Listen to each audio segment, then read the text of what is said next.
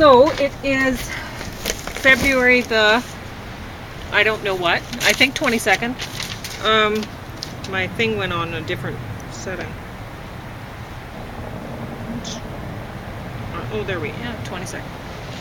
So, I'm going to talk about, I made a couple wraps for us because somebody gave us some greens, which yay, and an avocado, and there were some old blueberries in the fridge that James hadn't gotten to, and they're a bit shrivelly but still edible, so they're on there. And so let's see, there's different kinds of lettuces, and arugula and spinach and stuff, and then there's cucumber and tomatoes and bell pepper and red cabbage and red onion and carrot,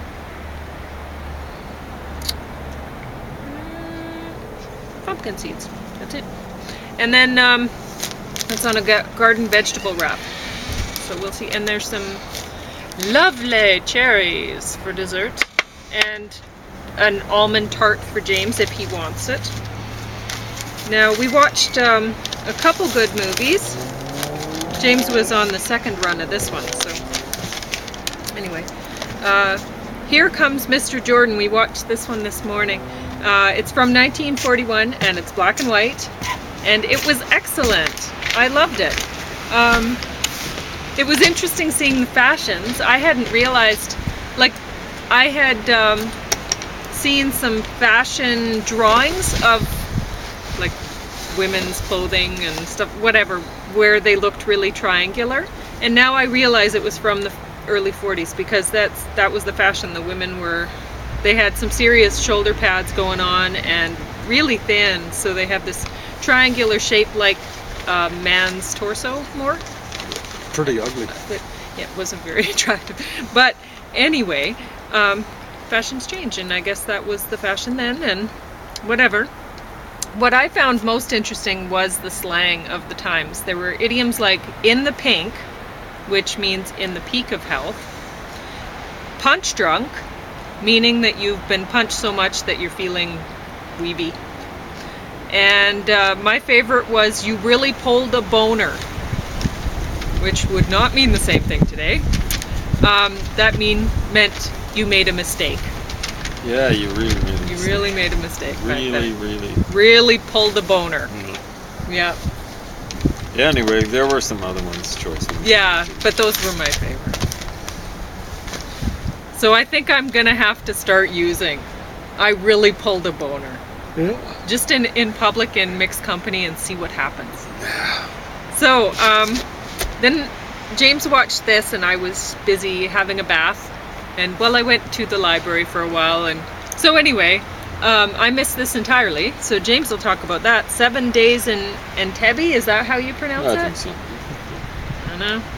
It was 1 hour 47 minutes long, so a little bit longer than the average movie, and it was about a commercial flight that was hijacked in 1976 and diverted to an abandoned terminal at the Entebbe airport in Uganda. So, yeah. Anyway, you want to talk about that one? Not too much. It was pretty well done. Okay. It struggled to be what they would see as being objective. So the Palestinian, one of the Palestinian terrorists was, he used a line from Edward Said 2 years before Edward Said published. Oh, interesting. Basically. So you'll have to, somebody will have to contact Edward Said so that. Well, he's dead. You'll have to use a medium. Okay, so well. Maybe he died of embarrassment. I don't know. He should have. But at any rate, according sued to for the copyright one terrorist, the infringement. Palestinians were the victims of the victims. And in other words, the Germans were so horrible to the Jews, and then they came over and were so horrible to the Palestinians. And of course, what that fails to recognize is the leader of the Palestinians during World War II was encouraging Hitler to whack all the Jews that he had power over. So that's the Grand Mufti of Jerusalem. So the Palestinians were complicit in the the killing of the Jews. They refused to take almost 500,000 refugees when given the chance to take refugees in World War II. So that was that line was kind of ridiculous. Oh, I've been missing vegetables so much.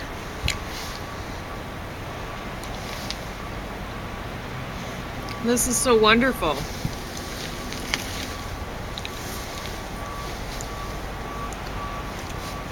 Yeah, I'm going to eat it a bit later. I finished up the beans just before I didn't realize the wrap would be this big.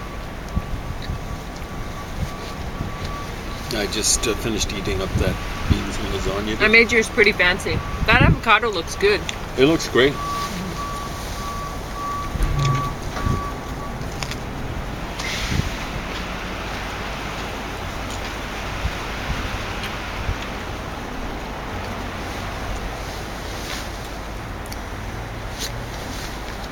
I'm going to let you have all of that avocado.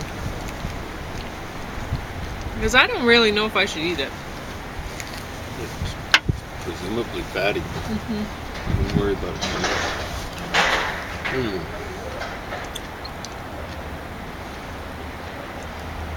You're going to have some of the cherries though, right?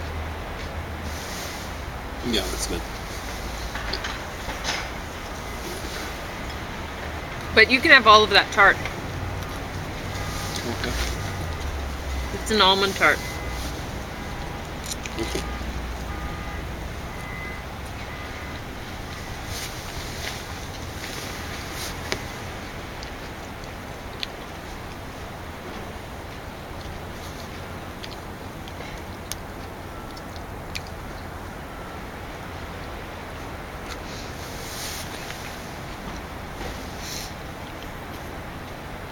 So I don't know. I am pretty happy with the job that the doctor did removing the yellow fat lumps under my eyes, I have to say.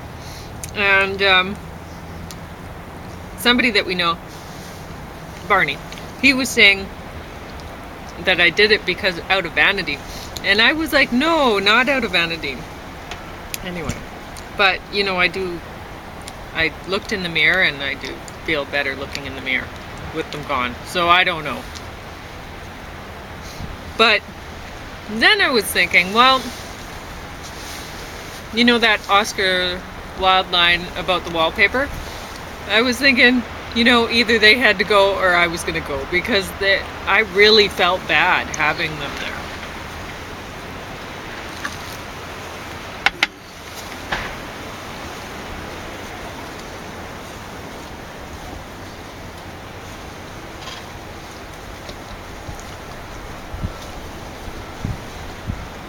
Made me very unhappy.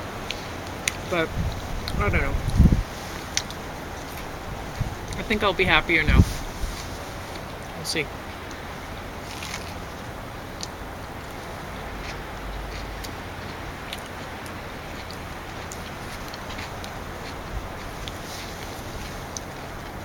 I still don't think it was at all out of vanity.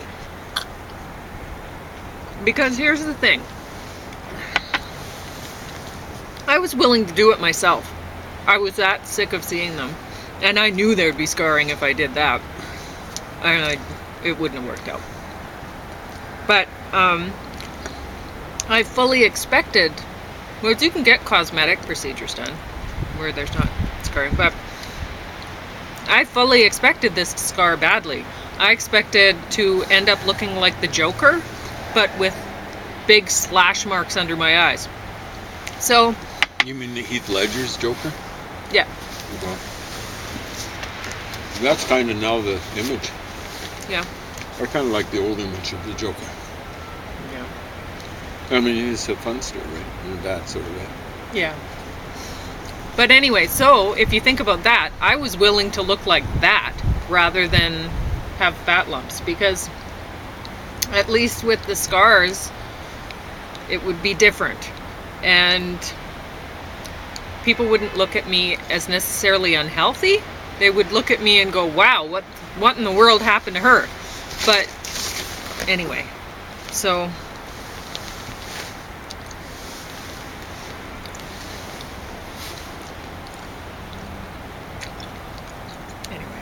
So I'm going to stick with not out of vanity at all. Because I was expecting to look worse.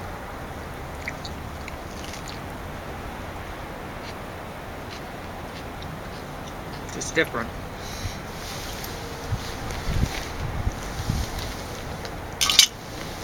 Are they good?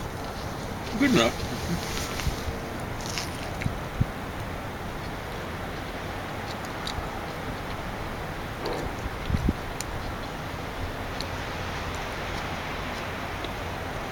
It's too bad we didn't get out earlier because I don't know how much vitamin D we're getting. Well, we're getting some. Probably some. It's good to get as much free vitamin D as you can in the winter, I think. Well, anytime.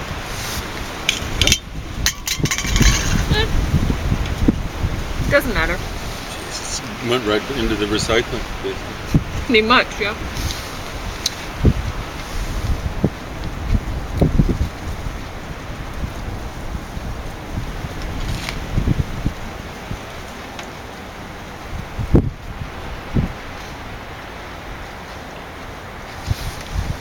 Although I'm going to wash it up and get some use out of it before it becomes totally unusable.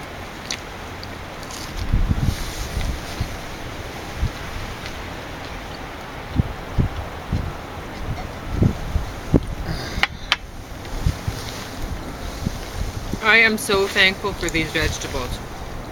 Man, this is good.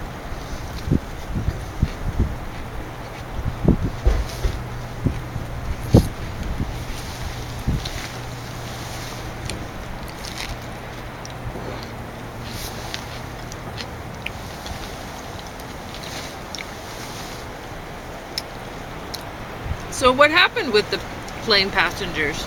Did they all live or what happened? I think they all did.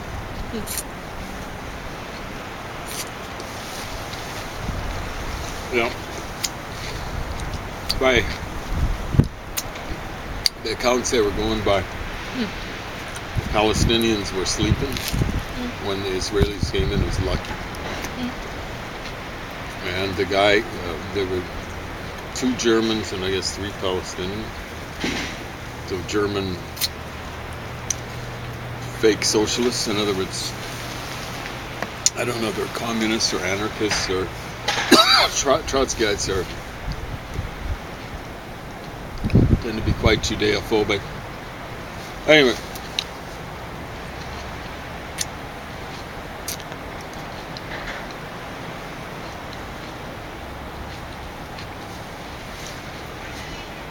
the way the movie presented it, one German guy, the German woman was maybe a bit more ruthless.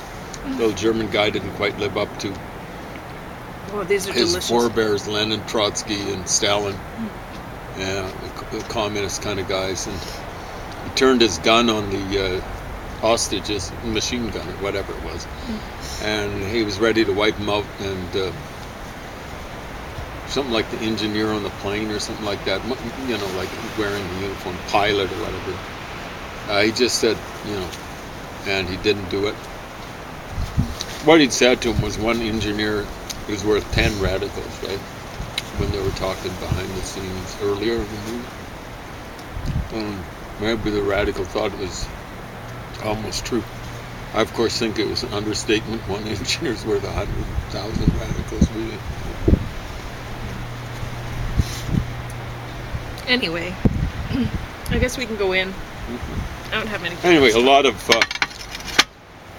Jews, hostages would have died if the guy cut loose on them.